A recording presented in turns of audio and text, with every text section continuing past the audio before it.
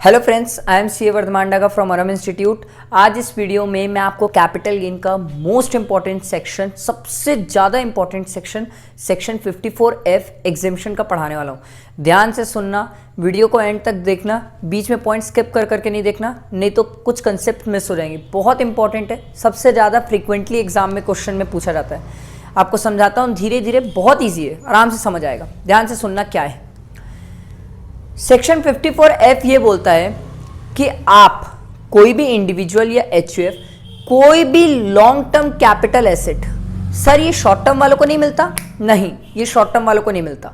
कोई भी long term capital asset अगर आप ट्रांसफर करते हो, ठीक है, कोई भी लॉन्ग टर्म कैपिटल एसेट अगर आप ट्रांसफर करते हो, ठीक, उससे जो भी गेन होता है, अगर आप उसको इन्वेस्ट करते हो घर खरीदने में, तो एग्जेम्पशन मिलती है सेक्शन 54F में।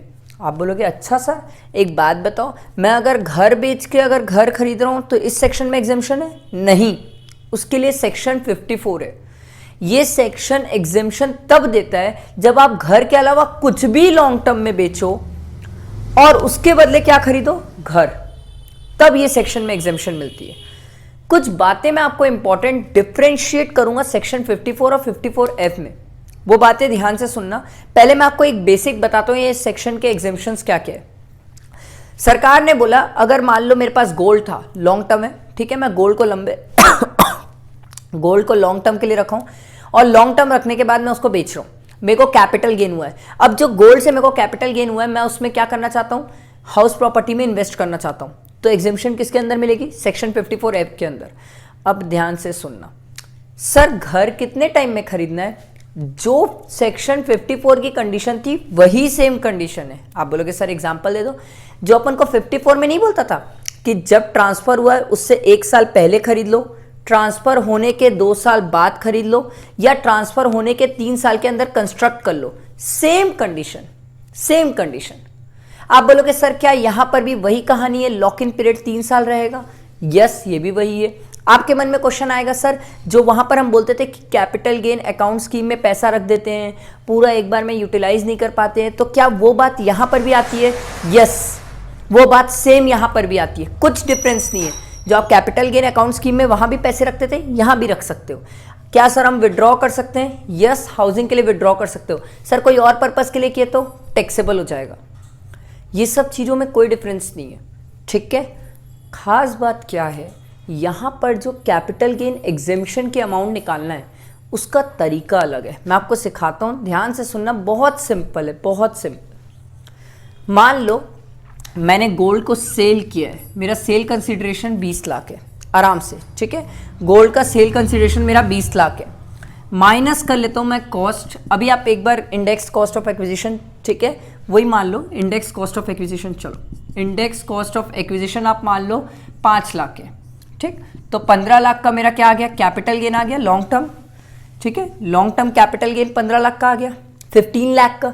अब देखो क्या होता है, सबसे इंपॉर्टेंट बात, अब क्या होता है ध्यान से सुनना। ये जो 15 लाख का कैपिटल गेन आ रहे हैं, अगर ये सेक्शन 54 वाला होता और मान लो ये घर, ये गोल्ड के बदले घर होता, तो हम क्या करते? 15 लाख को नए घर में इन्वेस्ट कर देते और पूरी एग्जेम्पशन मिल जाती, कोई दिक्कत नहीं आती। पर ये 54 है, यहां पर आपने गोल्ड बेचा और गोल्ड के बेच के घर खरीद रहा है, तो इस केस में यहां पर एग्जेम्पशन लेने का तरीका बदलता है।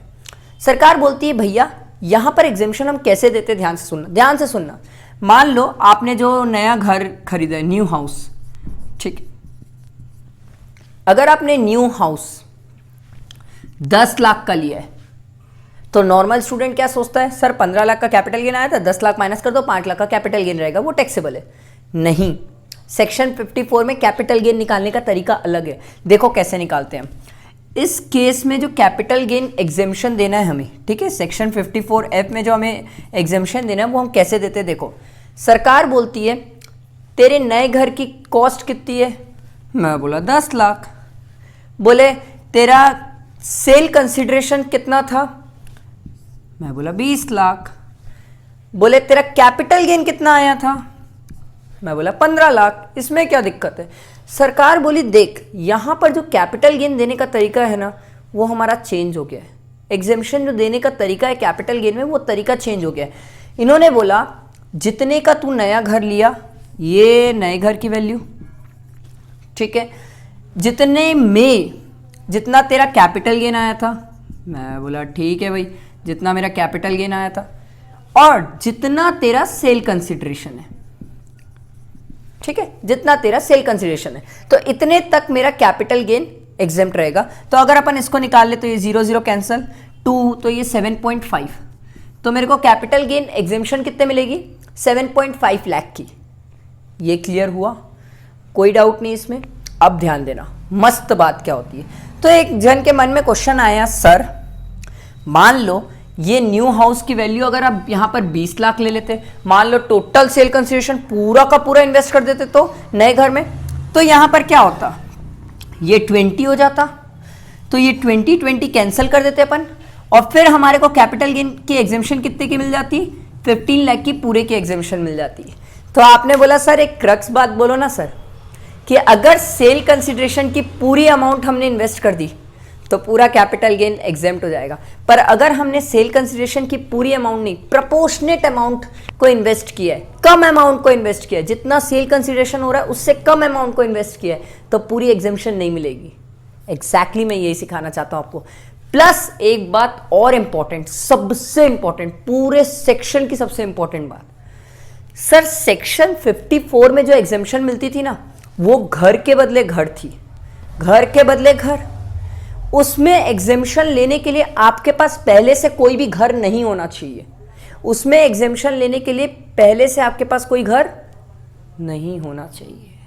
पर सेक्शन 54 की खासियत है, 54F की खास बात है, अगर आपके पास पहले से एक घर है भी और अगर आपने कोई दूसरी लॉन्ग टर्म कैपिटल एसेट को बेच के दूसरा घर खरीदा है तो एग्जेम्पशन मिल जाएगी। मतलब इस सेक्शन में ये बोला जाता है कि अगर आपके पास पहले से एक घर है तो भी चलेगा, तो भी चलेगा। आप बोलोगे सर सेक्शन 54 में ये चीज नहीं होगा, नहीं, वहां घर के बदले सिर्फ घर होना चाहिए, घर के बदले घर, पहले से तेरे पास एक घर और एक्स्ट्रा नहीं होना चाहिए। यहां पर आप बोलोगे सर मान लो मेरे पास पहले से एक घर है और मैं सोना बेच के नया घर खरीद रहा हूं, चलेगा? बिल्कुल चलेगा। ये सेक्शन 54F की खास बात है, ये आपको एग्जाम के लिए एकदम नोटिस करके दिमाग में बैठाना है, बहुत इंपॉर्टेंट है, ये बहुत ज्यादा इंपॉर्टेंट है। बाकी कुछ बातें सिंपल है कि 3 साल लॉक इन पीरियड है, अगर आप लॉक इन पीरियड से पहले कुछ क्या बोलते हैं जो नई प्रॉपर्टी उसको सेल आउट करते हो तो जो कैपिटल गेन पहले एग्जेम्प्ट हुआ था वो वापस टैक्सेबल हो जाएगा। बाकी सिंपल बातें हैं, पर मोस्ट इंपॉर्टेंट ये कंसेप्ट याद रखना कि पहले से अगर आपके पास एक घर भी हो तो भी चलेगा सेक्शन 54F में, उसके बाद आप एक और घर ले सकते हो दूसरी लॉन्ग टर्म कैपिटल एसेट को बेच के। आया समझ? ये बहुत इंपॉर्टेंट सेक्शन है, किसी को कोई भी डाउट हो डिस्क्रिप्शन में मेरा नंबर रहेगा, प्लीज़ आप पूछ सकते हो, सोचना मत, ठीक है? नहीं तो कमेंट बॉक्स में जाके पूछ सकते हो, जो डाउट रहे। वीडियो को प्लीज़ जितना हो सके शेयर करो क्योंकि ये बहुत इंपॉर्टेंट सेक्शन है, ठीक है? और जितना हो सके फ्रेंड्स को बताओ ताकि हर कोई पढ़ सके हमारे साथ कैपिटल गेन, हर एक चीज़ टॉपिक की तैयारी कर सके। चैनल को सब्सक्राइब करना, बेल आइकन प्रेस करना मत भूलना। आगे इंपॉर्टेंट सेक्शंस कैपिटल गेन के बहुत सारे बचे हैं, वो सब कैपिटल गेन के सेक्शंस भी मैं अभी आगे और आपको बताने वाला हूँ, ठीक है? आगे आने वाली वीडियोस में, ठीक? अगर कोई भी डाउट हो तो प्लीज़ पूछना, ठीक? Thank you friends.